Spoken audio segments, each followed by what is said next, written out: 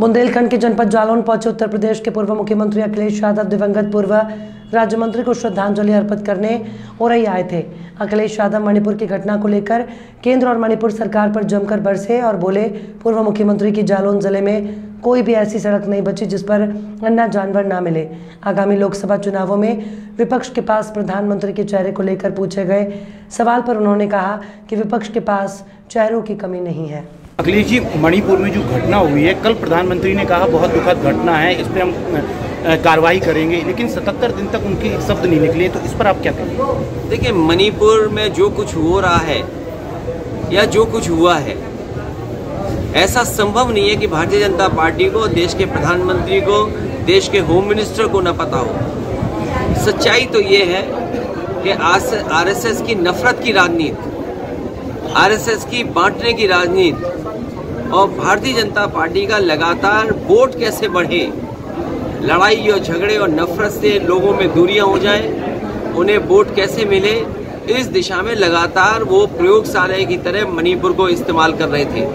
और उसका परिणाम ये हुआ, कई लोगों ने जान दे दी, जान खो गई और न जाने कितने लोगों को घर छोड़ना पड़ा, नुकसान हुआ है। और जिस तरह की तस्वीरें आई कि एक महिला को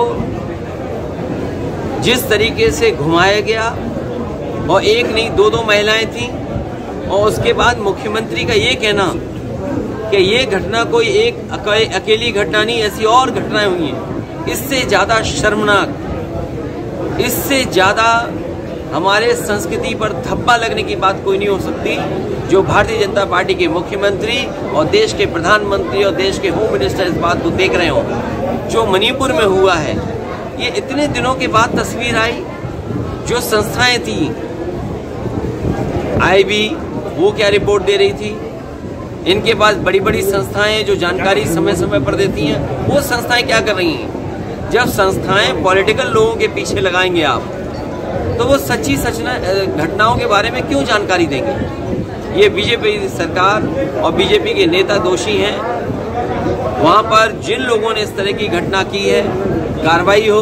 और आपके माध्यम से यही अपील होगी मणिपुर की जनता से कि झगड़ा, हिंसा, एक दूसरे के खिलाफ नफरत फैलाने से कोई रास्ता नहीं निकलेगा। मिल बैठ करके और जो समस्याओं का समाधान कर सके, वैसे वहाँ के लोगों को समस्या का समाधान के लिए सोचना चाहिए। संसद में आज राजनाथ सिंह ने कहा है कि हम चर्चा के लिए तैयार हैं संसद में इस मुद्दे पर। चर्चा के लिए तो तैयार होना ही पड़ेगा। लोकतंत्र में आप किसकी जबान दबाओगे? आप कितने कैमरे बंद करोगे? कितनी सूचनाएं रोकेंगे? और फिर ये चर्चा या कार्रवाई पहले होनी चाहिए थी। आखिरकार सरकार ये सब घटनाएं क्यों छिपा रही थी?